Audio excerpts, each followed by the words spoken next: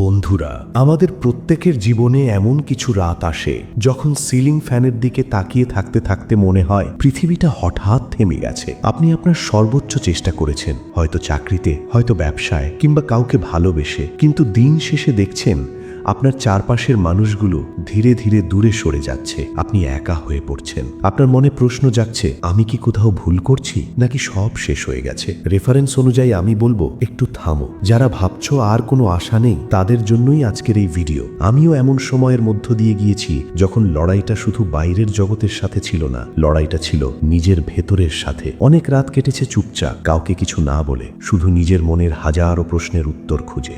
আপনি কি আজ সেই অবস্থায় দাঁড়িয়ে আছেন? তবে আজকের এই 10টি পর্ব আপনার জন্য শ্রীকৃষ্ণের পাঠানো এক বিশেষ বার্তা।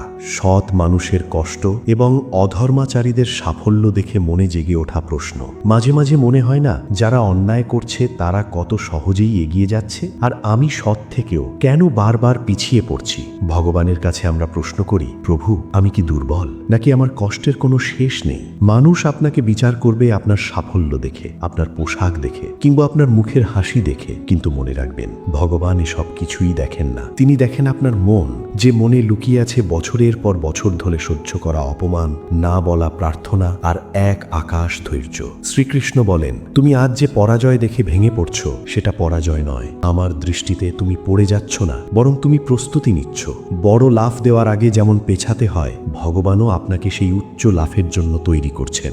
শ্রীকৃষ্ণ বলেন, এই পৃথিবীর কোলাহলের মাঝেও মনে রেখো, রথে আমি নিজেই বসে আছি, তুমি একা নও। তোমার জীবনের লাগাম যখন আমার হাতে, তখন পৃথিবীর কোনো শক্তি, কোনো ষড়যন্ত্র তোমাকে পরাজিত করতে পারে না। মানুষ তোমার বিরুদ্ধে ষড়যন্ত্র করতে পারে, পরিস্থিতি তোমার বিপরীতে যেতে পারে, কিন্তু মনে রেখো, তার ইচ্ছার বাইরে একটি পাতাও নড়ে না। তোমার সব দুশ্চিন্তার বোঝা তার চরণে রেখে দাও। যে চিন্তাগুলো তোমার রাতের ঘুম কেড়ে নেয়, যে প্রশ্নগুলো তোমার মনকে ভারী করে তোলে, সব ছেড়ে দাও কৃষ্ণের উপর। তুমি যুদ্ধের ভার বইবে না, তুমি শুধু তোমার কর্তব্যটুকু করো, বাকি দায়িত্ব তার। বর্তমান যুগের পরিবেশ এবং ভালো মানুষের টিকে থাকার লড়াই। কলিযুগের এক কঠিন সত্য হলো, এখানে লোক দেখানো জিনিস জিতে যায়, আর সত্য ধীরে ধীরে আড়ালে চলে যায়। ভালো মানুষকে এখানে প্রায়ই দুর্বল ভাবা হয়, কিন্তু মনে রেখো, পরীক্ষার আগুনে পুড়িয়েই ঈশ্বর সোনার বিশুদ্ধতা প্রমাণ করেন। আপনি যদি আজ কষ্টের আগুনে পুড়ছেন, তবে জানবেন আপনার ভেতরে থাকা খাদগুলো পুড়ে ছাই হয়ে যাচ্ছে। আপনি আরো উজ্জ্বল হয়ে উঠছেন। শক্ত মানুষ সে নয় যে কখনো কাঁদে না, শক্ত মানুষ সে যে হাজারবার কাঁদার পরও আবার উঠে দাঁড়ায়। চোখের জল মুছে একবার হাসো, কারণ সেই হাসিটা তোমার বিশ্বাসের হাসি, যে হাসিতে লেখা থাকে, আমার মাধব আমার সাথে আছেন। শেষ হয়ে যাওয়া মানেই যে নতুন কিছু শুরু হওয়া, তা নিয়ে আলোচনা। যা চলে গেছে সেটা শিক্ষা, আর যা আসছে সেটা প্রস্তুতি।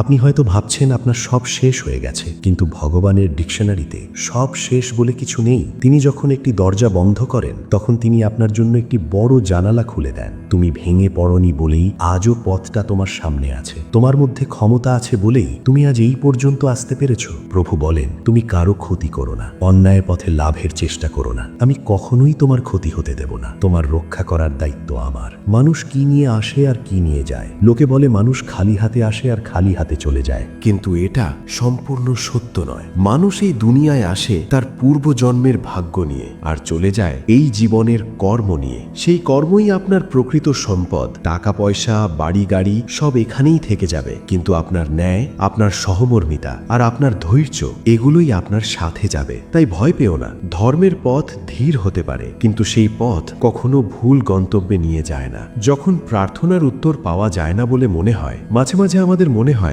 ভগবান কি আমাদের ডাক শুনছেন না? কেন তিনি উত্তর দিচ্ছেন না? মনে রাখবেন, যখন শিক্ষক পরীক্ষা নেন, তখন তিনি নীরব থাকেন।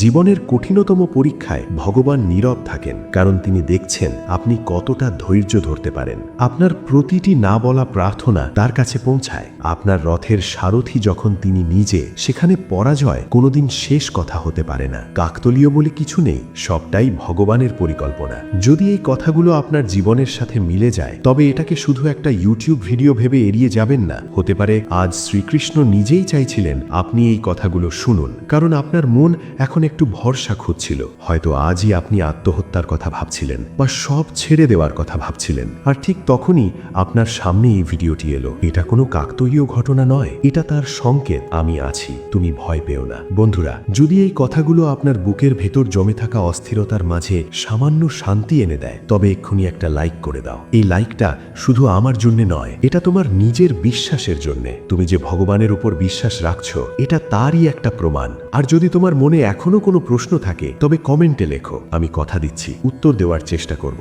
এখানে আমরা সবাই এক ভগবানের সন্তান, আমরা একে অপরের হাত ধরে এগিয়ে যাব। শেষে একটাই কথা বলবো, কর্ম তোমার, সংগ্রাম তোমার, কিন্তু পথ শ্রীকৃষ্ণ নিজেই দেখাবেন।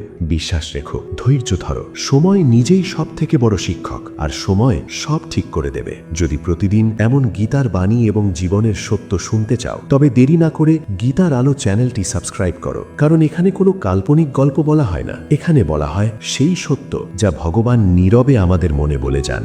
ভালো থেকো, ভরসা রেখো, সব ঠিক হয়ে যাবে। জয় শ্রীকৃষ্ণ, রাধে রাধে।